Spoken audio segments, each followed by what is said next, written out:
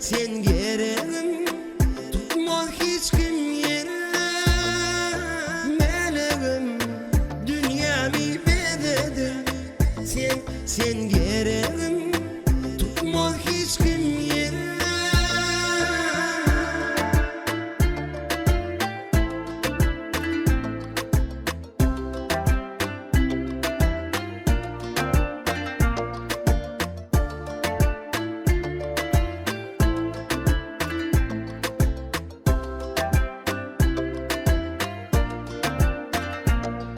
Onu görmesem bağlanmak, doğru şansım olmamak.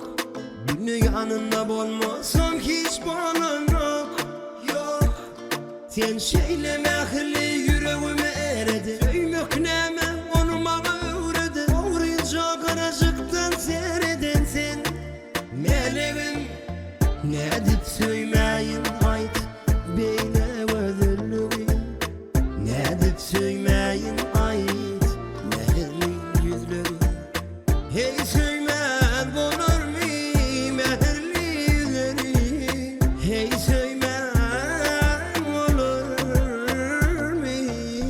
Meleğim dünyamı eledin, sen gereğim tutmaz hiç kim yerim.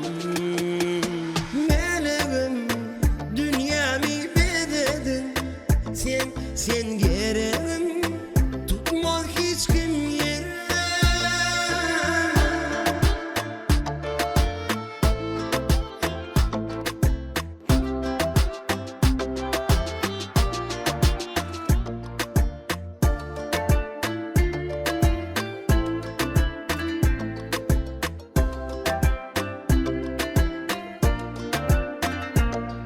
Onu görmesem bağlanmak, doğru şansım olmamak.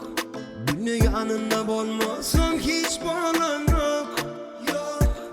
Sen şeyle mehirli yüreğime eredin, söymek neme onu bana öğredin. Doğruyunca karacıktan seyredin sen. Meleğim ne edip söymeyin ait beyle özürlüğüm. Ne edip söymeyin ait mehirli yüzlerim. Hey söymen olur mu mehirli yüzlerim? Hey söymen olur mu?